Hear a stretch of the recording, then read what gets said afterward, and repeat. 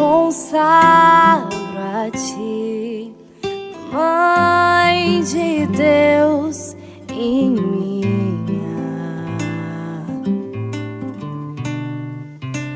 Eu me consagro a ti, Mestra e Rainha. A paz de Cristo esteja com todos vocês. Meu nome é Richard, participo da Pastoral Catequética da Paróquia São Paulo da Cruz, sou membro da comunidade Jesus Operário e hoje nós vamos iniciar uma catequese, alguns vídeos catequéticos. E como nós estamos no mês de maio, que é o mês dedicado a Maria, nós vamos partilhar um pouco sobre os dogmas de fé dedicados a Nossa Senhora. Antes da gente começar, eu gostaria de convidá-los a fazer uma oração. Ave Maria, cheia de graça, o Senhor é convosco. Bendita sois vós entre as mulheres, bendito é o fruto do vosso ventre, Jesus. Santa Maria, Mãe de Deus, rogai por nós, pecadores, agora e na hora de nossa morte. Amém.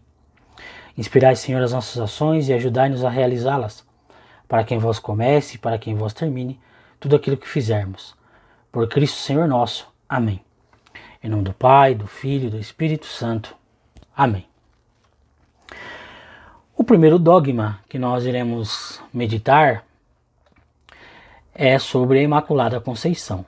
Mas, antes da gente entrar propriamente dito no dogma da Imaculada Conceição, gostaria aqui de fazer uma pequena introdução no significado de dogma, né? O que são os dogmas?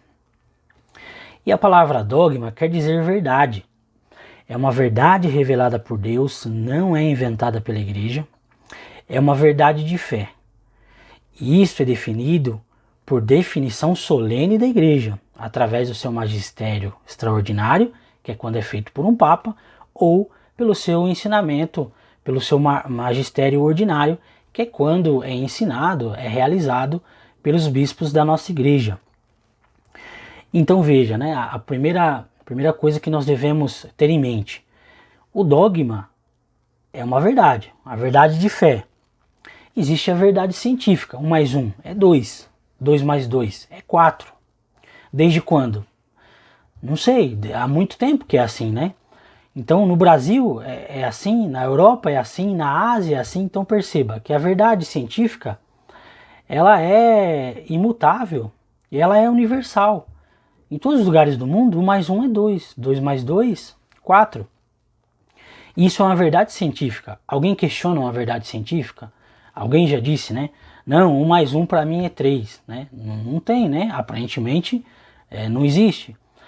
Por quê? Porque é uma verdade da ciência. Então o dogma, ele é uma verdade. Assim como existe a verdade científica, existe a verdade da fé. Então o dogma, ele é uma verdade da fé. Então a igreja é inspirada pelo Espírito Santo, o Espírito Santo que é a alma da igreja, ele impulsiona a igreja a proclamar os dogmas, seja através do seu magistério extraordinário, que é quando feito por um papa, ou através do seu magistério ordinário, que é quando feito pelo colégio dos bispos, né, dos nossos bispos. Então, para a Igreja Católica, um dogma é uma verdade absoluta, definitiva, imutável, infalível e, sobretudo, inquestionável. Não existe, né, a gente não pode questionar um dogma da igreja. Se eu digo que eu sou católico, eu preciso estar com a igreja e acreditar com a igreja. Então, quando a igreja proclama um dogma, ele é inquestionável, não há possibilidade de questionamento, né? Quando a pessoa questiona um dogma, ela se coloca na categoria dos hereges. O que é o herege? Herege, né, vem da palavra haireses, né? Heresia vem da palavra haireses, que significa escolha. Então o herege é aquele que escolhe uma parte da doutrina e rejeita a outra. Nós católicos, nós somos católicos por quê? Porque é universal, a nossa fé é universal. Eu aceito a fé como um todo. Eu não fico dividindo a nossa fé, rateando a nossa fé. Eu aceito a fé como um todo. Por isso que o dogma é inquestionável. Nós não devemos questionar, nós devemos acreditar. Além de ser inquestionável, né, imutável, definitivo, infalível, nenhum dogma pode ser revogado. Além de não ser negado, ele não pode ser revogado. Nem mesmo o Papa e nem um concílio pode revogar um dogma. E isso nunca aconteceu na história da igreja. Nossa igreja é bimilenar, são 2000 anos. Não existe na história da igreja nenhum Papa, né, que tenha revogado algum dogma. Não existe. As leis positivas, né, que a gente fala, as leis do homem que estão escritas nos códigos, elas podem ser revogadas a qualquer momento, né? Agora, as leis de Deus, os dogmas, eles não podem ser revogados. Nenhum Papa na história da igreja jamais revogou e nunca vai revogar nenhum dogma. Nós temos na igreja 44 dogmas. 40 dogmas de assuntos diversos, ou seja, humanidade e divindade de Cristo, Santíssima Trindade. O nosso credo está recheado de dogmas. Enfim, né, nós temos diversos dogmas, né, dentro dos 40 sobre diversos assuntos. E 4 dogmas são referente a Nossa Senhora. Eles tratam de Nossa Senhora. Então, essa nossa catequese, ao longo desse mês de maio, vai tratar sobre esses 4 dogmas. Iniciando hoje o dogma da Imaculada Conceição. Então veja, a igreja, ela está lá em Timóteo, né, 1 Timóteo 3,15, lá diz o seguinte, que a igreja é coluna e sustentáculo da verdade. Ela recebeu dos apóstolos o solene mandamento de Cristo de pregar a verdade da salvação. Então a gente vê lá escrito no livro de Timóteo que a igreja é coluna e sustentáculo da verdade. Deus, nosso Senhor, quer que todos se salvem e todos cheguem ao conhecimento da verdade. Também está escrito lá na carta de São Paulo aos Timóteos. Sem a verdade não há salvação. Então a verdade, ela é uma condição necessária para a nossa vida cristã, para a nossa caminhada de fé. Nós precisamos saber para onde nós estamos indo. Nós precisamos saber de onde viemos e para onde estamos indo. Então a igreja, ela nos guia. A igreja é como se fosse um trem, né, que nos coloca no trilho e a gente segue uma direção. Qual que é a nossa direção? É Cristo. A nossa direção é o céu. E nós temos a certeza de que estamos no caminho certo, porque a igreja é coluna e sustentáculo da verdade.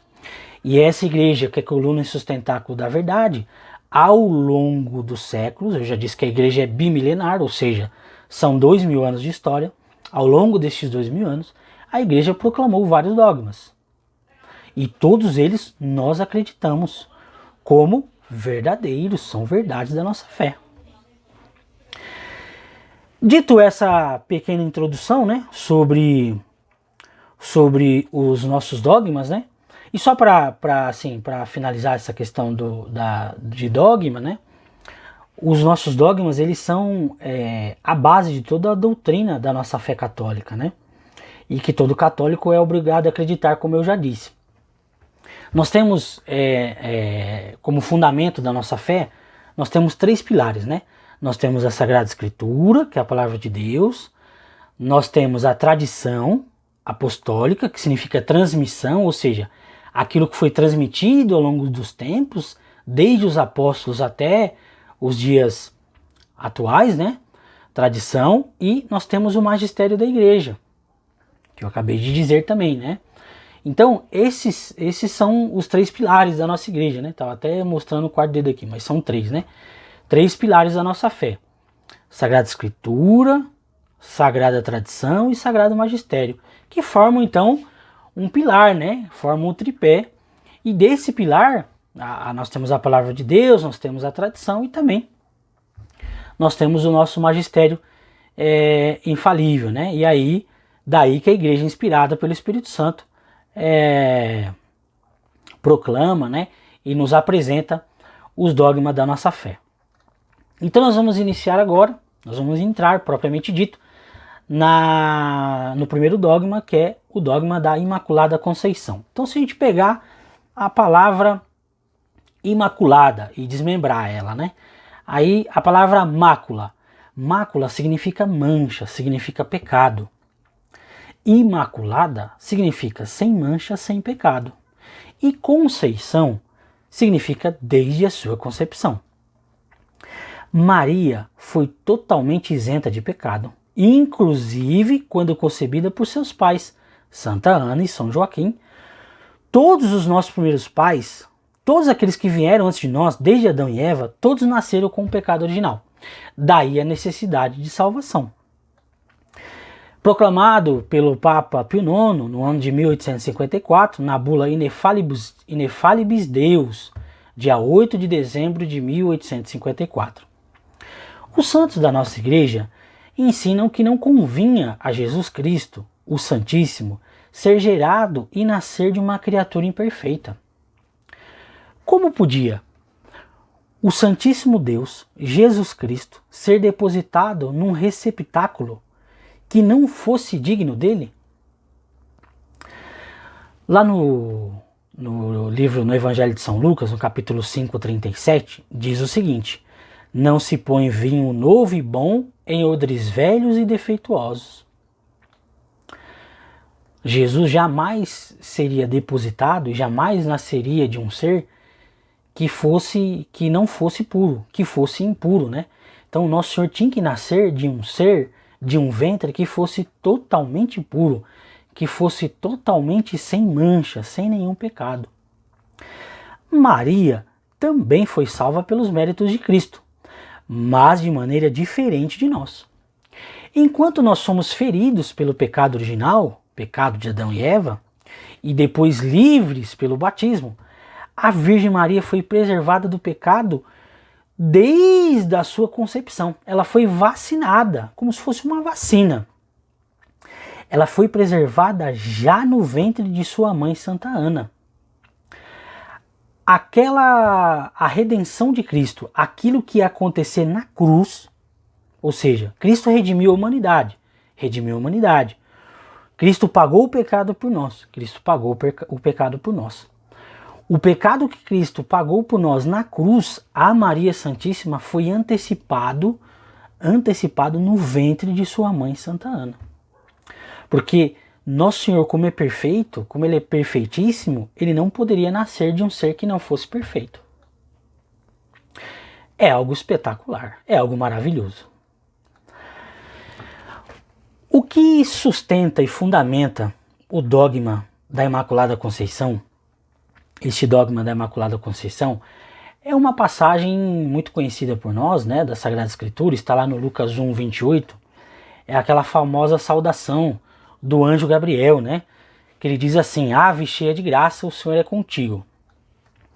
Eis aqui nessa passagem, proclamado pelo próprio anjo Gabriel, o privilégio extraordinário da Imaculada Conceição de Maria e sua santidade perene. Quando a igreja chama Maria de Imaculada Conceição, quer dizer que a mesma, desde o momento de sua concepção, ela foi isenta, por graça divina, do pecado original. Se Maria Santíssima tivesse sido gerada com o pecado herdado de Adão, ou tivesse qualquer pecado pessoal, o arcanjo Gabriel teria mentido, ou melhor, não teria nem chamado Nossa Senhora de cheia de graça.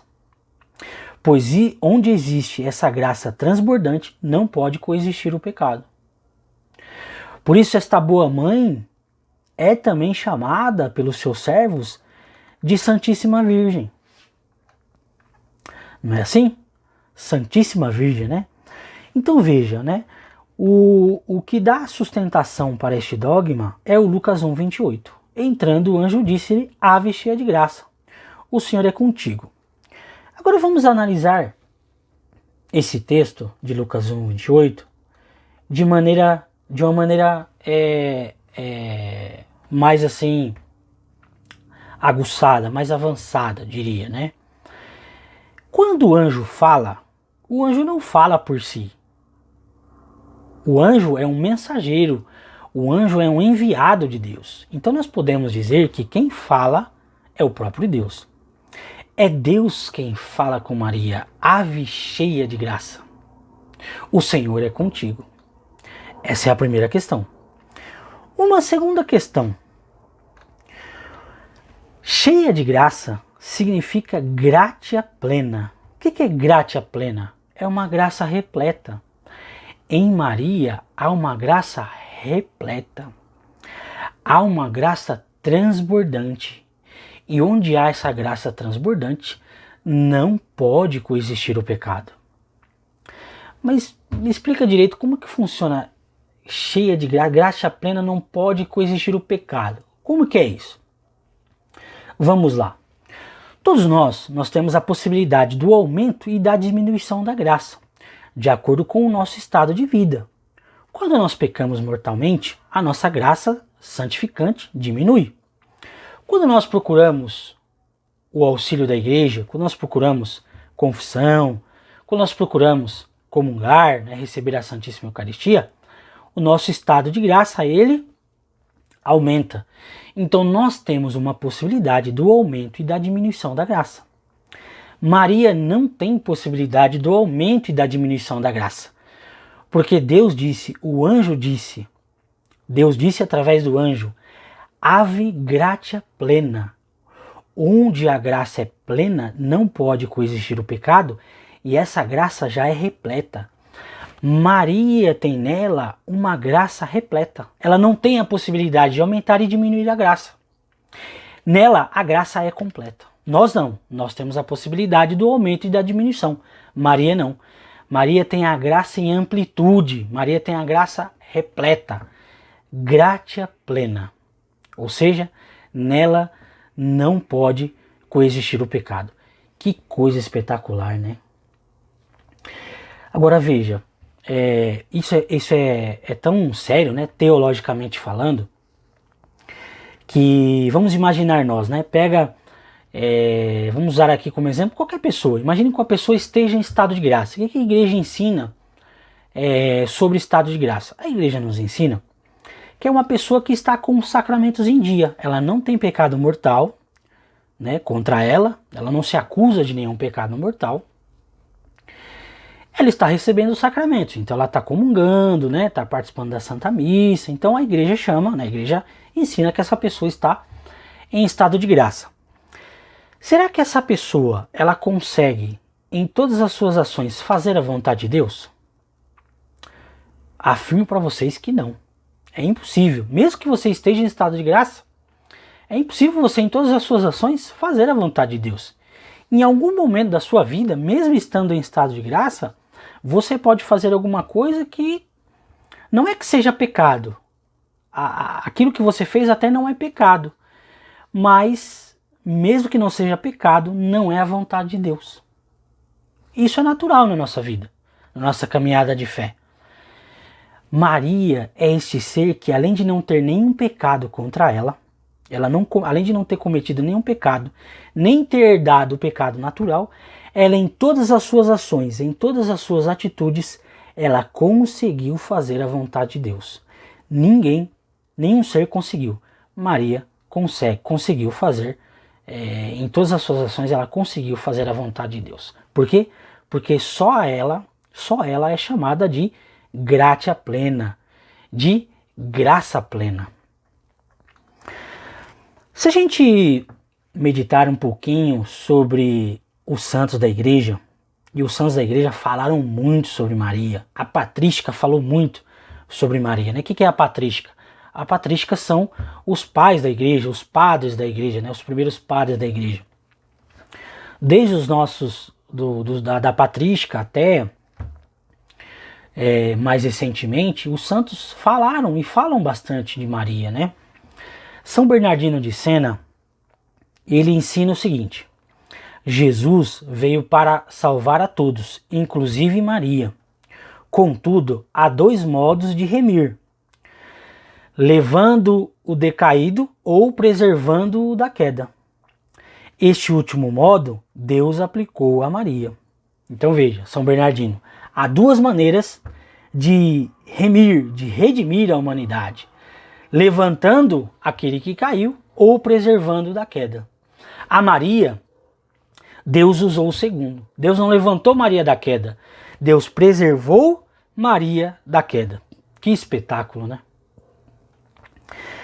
São Tomás de Aquino, doutor da igreja, ele dizia o seguinte: aos outros santos a graça é dada em parte, contudo em Maria foi dada em sua plenitude. Assim, a graça santificou não só a alma, mas também a carne de Maria, a fim de que com ela revestisse depois o Verbo eterno. Que fantástico, hein? São Tomás de Aquino está nos ensinando que aos santos a graça é dada em parte. E eu acabei de dizer, né? O estado de graça vai aumentando. Tem a questão também das moradas. Santa Teresa, né? Castelo Interior, né? Uma obra espetacular, recomendo, né? Você vai atingindo as moradas na sua alma. Então aos santos, a graça é dada em parte, de maneira gradual, de acordo com o seu estado de vida. Contudo, em Maria, a graça foi dada em plenitude. E por que São Tomás de Aquino diz isso? Porque o anjo Gabriel saudou Maria dizendo: Ave cheia de graça, gratia plena. Em Maria a graça é repleta. Como eu já disse, né? Todos nós, ainda que estejamos em estado de graça, nem sempre a gente consegue fazer a vontade de Deus. Maria, em todas as suas ações, em todas as suas atitudes, ela conseguiu fazer a vontade de Deus. Que coisa fantástica, que coisa espetacular. Além de todas essas razões aqui, dessa nossa breve meditação, dessa nossa catequese sobre o dogma da Imaculada Conceição, e a gente já viu o significado da palavra dogma, além de todas as razões que a gente apresentou nesse vídeo de hoje, né? Nós temos ainda algumas questões que nos apresentam a questão da Imaculada Conceição, né? E uma coisa que chama muita atenção é... Nossa Senhora, ela quis confirmar o dogma da Imaculada Conceição no dia 25 de março de 1858, na festa da Anunciação. Ela revelou o seu nome a Santa Bernadette lá na aparição de Lourdes, dizendo àquela pequena jovem: eu sou a Imaculada Conceição. Você vê que coisa? Então, 4 anos antes, em 1854, a igreja, através do seu magistério, ela proclama o dogma da Imaculada Conceição. E 4 anos depois, em 1858, Nossa Senhora aparece numa gruta de Massabielle, lá em Lourdes, e ela se apresenta a essa jovem, a jovem Bernadette, como Imaculada Conceição. Eu sou a Imaculada Conceição. E na época não tinha rede social, não tinha internet, não tinha nem telefone. Então como que uma jovem, uma garota tão jovem, sabia, né, do dogma da Imaculada Conceição? Ela não tinha a menor condição de saber. Ela não tinha nem feito catequese, nem primeira comunhão ela tinha.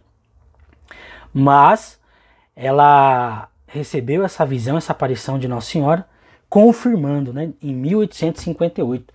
Mais precisamente, dia 25 de março de 1858, festa da Anunciação. Ou seja, Nossa Senhora, além da igreja, inspirada pelo Espírito Santo, Nossa Senhora ainda aparece a Santa Bernadette, a uma pequena jovem, dizendo: eu sou a Imaculada Conceição. Um pouquinho antes, né? Dia 27 de novembro de 1830, Nossa Senhora apareceu a Santa Catarina Labouré em Paris e lhe pediu para fazer e propagar a devoção da chamada Medalha Milagrosa, com os seguintes dizeres. Tenho certeza que todos vocês que estão assistindo o vídeo sabem. Ó Maria, concebida sem pecado, rogai por nós que recorremos a vós. Essa jaculatória que nós rezamos, cada oração que a gente faz, cada terço, cada Ave Maria que a gente reza, é uma aparição de Nossa Senhora a Santa Catarina Labouré em Paris. Ó Maria, concebida sem pecado, rogai por nós que recorremos a vós. Então veja, como as coisas estão em união, as coisas estão ligadas, né? A igreja, inspirada pelo Espírito Santo, em 1854, vem e proclama o dogma da Imaculada Conceição. Anos depois, 1858, Nossa Senhora aparece a Santa Bernadette. Em 1830, antes ainda do dogma, Nossa Senhora já aparecia a Santa Catarina Laboré e pede para ter a devoção, né, e fazer a propagação da medalha milagrosa com os dizeres: ó Maria concebida sem pecado, rogai por nós que recorremos a vós. Quantas graças, né, irmãos? Quantas graças essa devoção de Nossa Senhora tem espalhado pelo mundo. Quanta santidade, quantas pessoas não têm se santificado através da devoção a Nossa Senhora, né? Através das orações, através do terço, através do rosário, através do devocionário, do devocionário. Eu estou querendo lembrar o nome aqui, fugiu da memória agora. O Tratado da Verdadeira Devoção. Quantas e quantas graças não se tem derramado nas vidas das pessoas que têm procurado buscar a intercessão, buscar a humildade e a santidade de Nossa Senhora. Muitas graças, né? Maria, por sua Imaculada Conceição, foi o marco inicial da nossa salvação. A nossa salvação, aquilo que Cristo vai fazer por nós na cruz, tem um início com o sim de Nossa Senhora. Eis aqui a serva do Senhor, faça-se em mim segundo a tua palavra, a tua vontade. Então essa mesma Maria, essa mesma Nossa Senhora, essa mesma Imaculada Conceição, que iniciou, que é o marco da nossa salvação, ela será aquela que sempre nos levará a Deus. Ela sempre nos levará ao teu Filho, a mesma fonte da salvação. Ela sempre nos levará a Jesus Cristo, o esplendor da verdade. Agradeço a você que esteve aqui conosco até agora. Muito obrigado por sua presença. Fique conosco. Daqui a pouco nós iremos divulgar mais 3 vídeos sobre os outros 3 dogmas de Nossa Senhora, com os catequistas da nossa paróquia, e que você possa também ter um amor, ter um carinho, ter essa devoção à nossa Mãe Santíssima. Estar perto de Nossa Senhora é estar perto de Nosso Senhor Jesus Cristo. Deus abençoe você, fique com Deus. E para finalizar, a gente vai rezar também, né? Pedindo as bênçãos e graças de Nossa Senhora. Ave Maria, cheia de graça, o Senhor é convosco. Bendita sois vós entre as mulheres, bendito é o fruto do vosso ventre, Jesus. Santa Maria, Mãe de Deus, rogai por nós, pecadores, agora e na hora de nossa morte. Amém. Encerramos a nossa catequese em nome da Santíssima Trindade, Pai, Filho, Espírito Santo. Amém. Deus te abençoe e até o próximo vídeo.